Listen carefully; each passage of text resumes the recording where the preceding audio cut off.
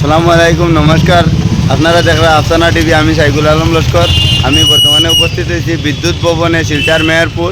এখানেও আজকে জুবিন এপিডিসিএল কার্যালয়ে উপস্থিত হয়েছি। এখানেও যে জুবিন গর্গ তিনি আজকে আমাদের মধ্যে নাই।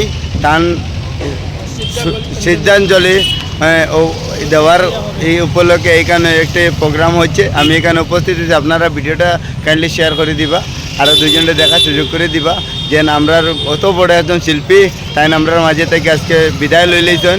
তার লগে আপনারা লাইক শেয়ার করিয়া এটা শেয়ার করে দিবা আর একজনকে দেখা।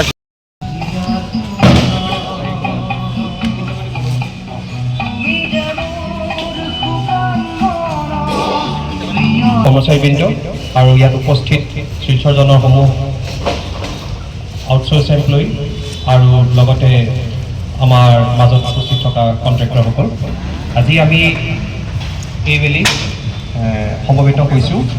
আপোনালোক সকলোৱেতো গম পাইছে, আমাৰ মাজত আমাৰ জনপ্ৰিয় মহান শিল্পী জুবিন গাৰ্গ হঠাতে আমাক এৰি চিৰদিনৰ বাবে গুচি গ'ল। তেখেতৰ অকাল মৃত্যুত আমি সকলোৱে অত্যন্ত ব্যথিত হৈ পৰিছোঁ। তেখেতৰ এই মৃত্যুত শ্ৰদ্ধাঞ্জলি জনাব বিচাৰি আমি সকলোৱে আজি সমবেত হৈছোঁ। আমি এই সমবেদনা কাৰ্যসূচীত আমি সকলোৱে বন্তি প্ৰজ্বলন কৰিম। সকলোৱে আগবাঢ়ি আহিব পাৰিব। আমি বন্তিৰ লগতে আমি কেণ্ডেল লাইটিঙৰ ব্যৱস্থাও কৰিছোঁ। তেখেতৰ আমি শ্ৰদ্ধা জনাব বিচাৰিছোঁ। তেওঁ এজন অকল শিল্পীয়ে নাছিল, তেওঁ এজন মহান ব্যক্তি আছিল। আজিকালি হয়তো আপোনালোকে দেখা পাইছে হয়তো যে বহুত শিল্পী আছে অনলি PR এক্টিভিটিছৰ লগত জড়িত। তেওঁ এজন সাধাৰণ মানুহৰ লগতো মিলিজুলি আছিলে।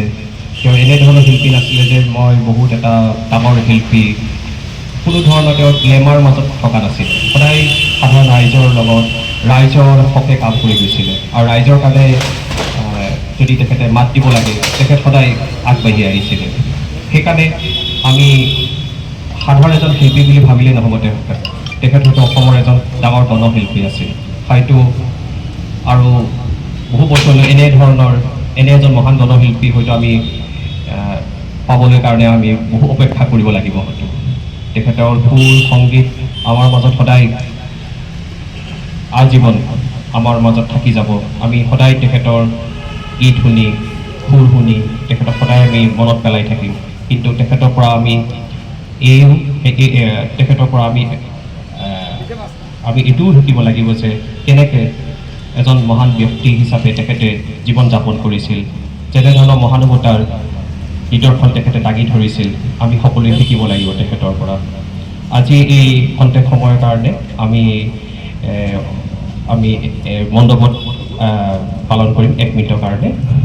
তাৰপিছত আপোনালোক সকলোৱে বন্তি প্ৰজ্বলন কৰিবলৈ আগবাঢ়ি আহিব আৰু লগতে আমি সকলোৱে মিলিজুলি তেখেতৰ আহ্বানত, তেখেতৰ জীয়াই থাকোঁতে এটা আহ্বানো জনাইছিল যে মোৰ মৃত্যুত মায়াবিনী গীতটো গাব লাগিব বুলি কৈছিল। আমাৰ মাজত উপস্থিত দুজন বিষয়া, তেখেতে গীত ল'ব, অদিত আৰু আমাৰ পল্লৱে মায়াবিনী গীতটো গাব।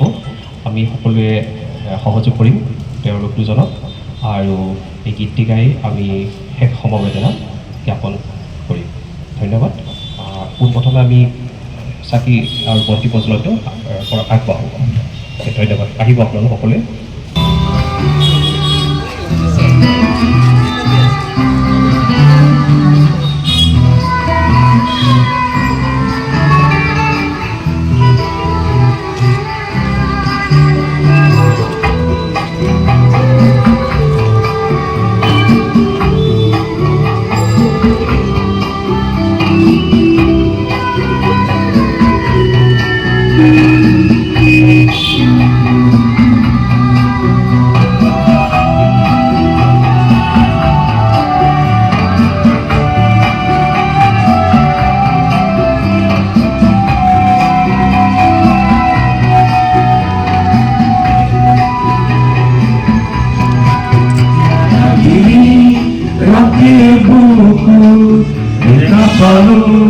তোমাৰ ছবি ধৰা দিলা গোপনে আনি তুমি যেমন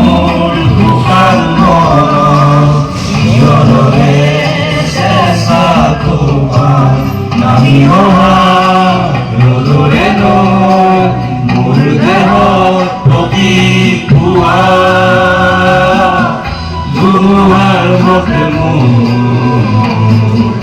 বহু যুগৰে নাচো ৰঙাৰু সঁচাম বহু দিনৰে আপোন নিজাৰ গান লিখোঁ বাবু তোমাৰ বুকু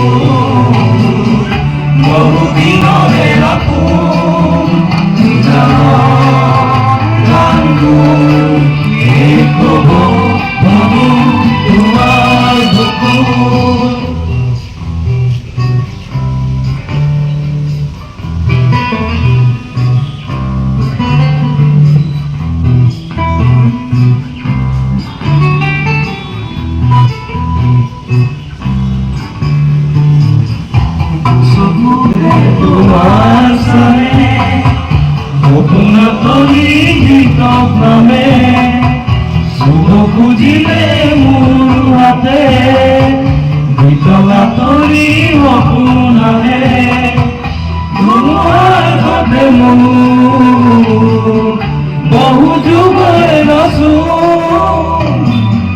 ৰঙাৰু সঁচামো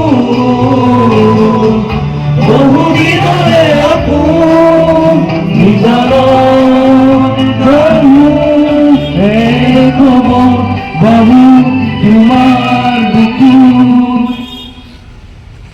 মায়াবিনী ৰাতিৰ বুকুত দেখা পালো তোমাৰ ছবি লৰা দিলা গোপনে আহি তুমি যে মোৰ শুকান মনত নিয়ৰে চেঁচাটো পাম হৃদয়ে মোৰ দেহত প্ৰতীক হোৱা